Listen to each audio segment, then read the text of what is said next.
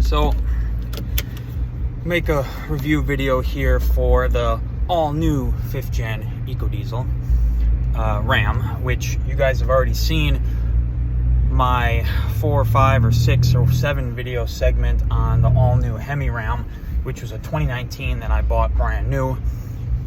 Now I am driving a customer's, I don't know, 21 or 22 5th gen Ram. Same color, very similar model, but with the all-new Ecodiesel engine in it. Now, I'll come out of the gate right away and say that the Ecodiesel, like always in stock form, leaves a lot to be desired. And on top of that,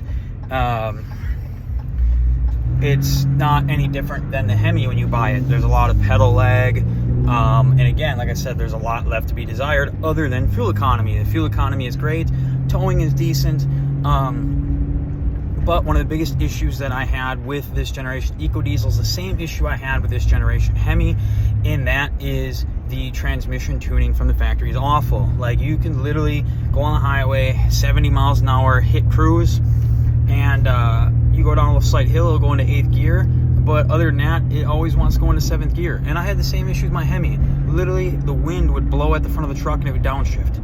Absolutely awful. So this comes the best part. So obviously the truck is fully tuned now, and we make the best tuning adjustments to the transmission possible. 1, make it so that it will go into 8th gear on the highway and stay in 8th gear unless it needs to. 2, have it downshift into the correct gears as the vehicle slows down, so you're always in the correct gear for the torque necessary to drive the truck. And that's it. That's pretty much the 2 biggest things that need to be done. Other than that, the 8-speed is a great transmission, and with those 2 corrections, it's right where you need it. I am 33 miles per hour, 1450 RPMs, and I'm in 5th gear. If I slow down a little bit, it might go into 6th, but the whole idea is that it is in the best gear possible. See, look, I hit the gas a little bit, went right into 4th gear. I'm at 1650 RPMs, right where it needs to be. That's basically right where you want the shifting at. You want it to be in the correct gear all the time, no matter what. Plain and simple. That's what you need, and that's exactly where we're at.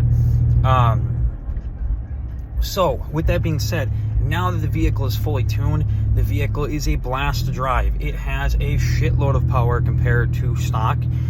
It definitely leaves the Hemi in the dust. On top of that, it's getting significantly better fuel economy. The customer of this vehicle could not get 27 miles per gallon unless the truck was under 70 miles an hour. Perfectly flat land, 30 degrees outside, winter diesel in the truck, 80 miles an hour on the highway, 25 to 27 is the average. And that's only because it's hard to judge where perfectly flat land is, unless you had some sort of a freaking level in the truck to figure that out, or a way to watch elevation and see if your elevation is staying the same. Now, with that being said, the tuning for this truck ends up being the same as the other truck. 3 to 5 miles an hour better, 3 to 5 miles per gallon better. Turbo lag gone, pedal lag gone, correct gear at the right time, right place, perfect. All of the tuning on this truck is based 100% on our 70 horsepower tuning for the last truck. But here's the kicker. This truck has a lighter rotating assembly. This truck has a slightly larger turbo. This truck has a cooled rear differential. There's so much better things to this truck that the other model did not have.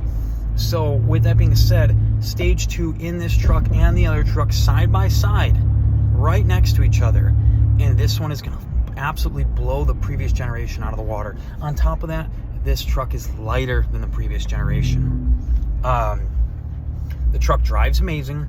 The 5th gens don't really drive that much night and day other than the 4th gens, other than the fact that they're brand new, so certain things are a little bit smoother. One of the key things to note on the 5th gen trucks versus the 4th gens is the first gear is, and I'm going to mess this up, the first gear is, let's just say it's shorter. There's a shorter first gear, so the first gear is a hell of a lot more torqueier than the previous one, and the previous one had a torquey gear to begin with.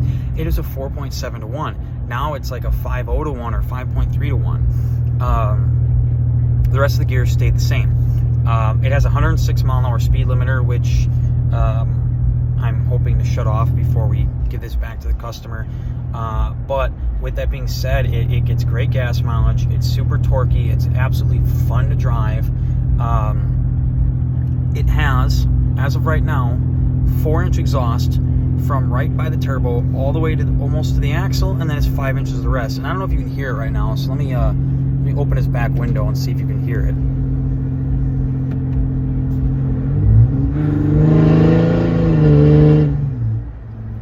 And so that's the 4 to 5 inch exhaust. And you know what's crazy is it's actually quieter on this truck than it is on my personal truck that's running straight 4-inch. Now the only thing that I can see the difference being is that I have a modified turbo on my truck, so the turbo does produce a little bit more noise than this turbo does. But other than that, you got a little bit of sound behind you when you're driving. But I'm shooting a video right now. I can call someone on the phone right now. I can do all of that stuff while in here having a 4+ inch exhaust coming out of the back of this truck. So super happy with how that turned out. Now with that being said, we offer a 3-inch downpipe that you can order off our website.